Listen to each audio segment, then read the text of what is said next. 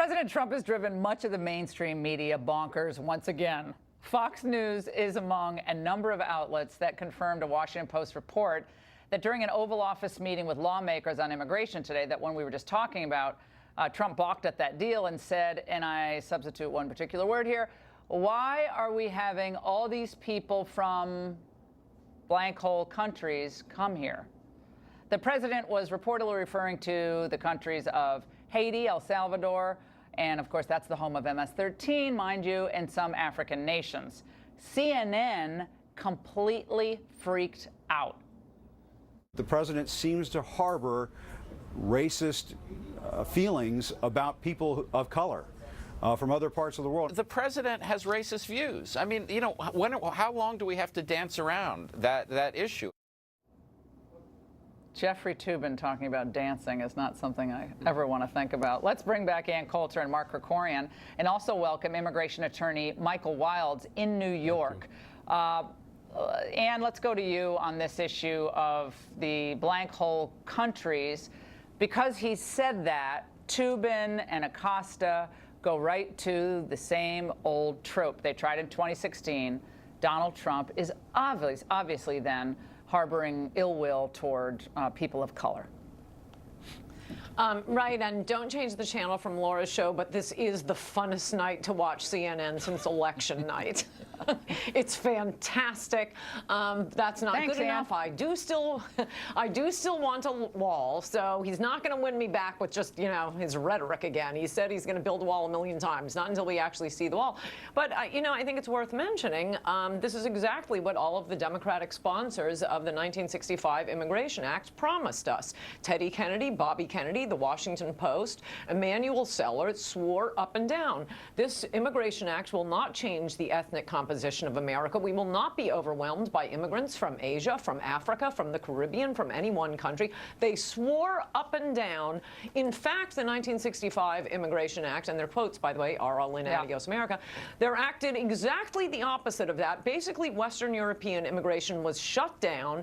We were overwhelmed with the third world. Now, if anybody complains about it, they call you a racist. Well, no, we're just saying was Teddy Kennedy a racist for saying it wouldn't do all of the things it did? No, manifestly it's true. We want Westerners who can speak English.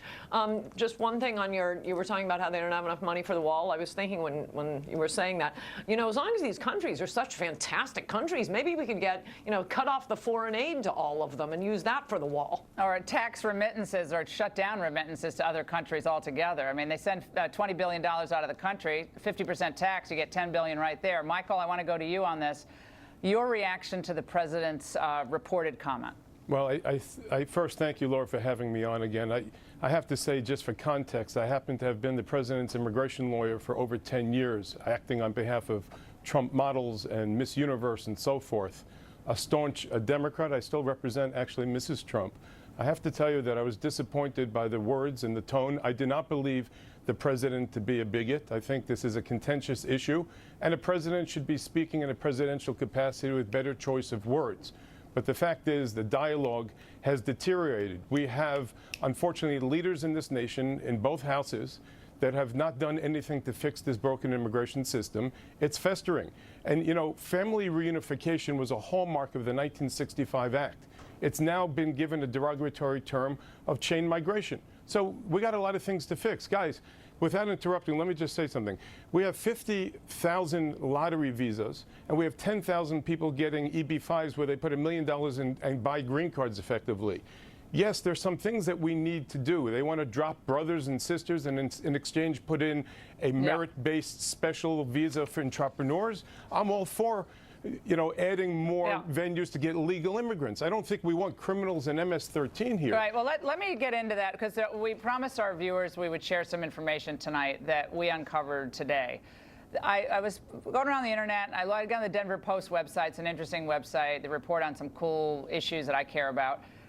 And crime is one of them. And there was a major heroin bust in Colorado this week. There's a 61-count indictment against 6 individuals. Now, we called over, and I guess we transferred a few times around. We found out that in addition to the main suspect, Flores Rosales, 47-year-old Cristobal Flores Rosales, Juan Borges Meza, Mario Acosta Ruiz, and Yoel Soto Campos, and Jose Torres Espinoza are all illegal immigrants. This was a $264,000 worth of drugs, including heroin. We know what heroin is doing to our youth. We know it's doing to our societies. It is poisoning them.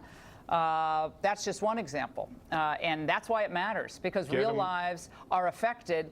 And how many of these kids could be DACA recipients if they hadn't been busted in a heroin ring? Laura, Michael, they could receive DACA amnesty, could they not? Laura, get these criminals out. Get this insidiousness, the opioids, the heroin. Michael, get them out. Why should our law enforcement? Are you going to conflate 900,000 innocents with MS-13? Not this.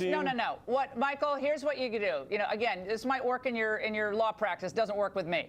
These are individuals who are taxing our police, our district attorneys, our government services by poisoning our youth. If they're criminals, they cannot get DACA. They're all valedictorians, right, Michael? Mark Krikorian.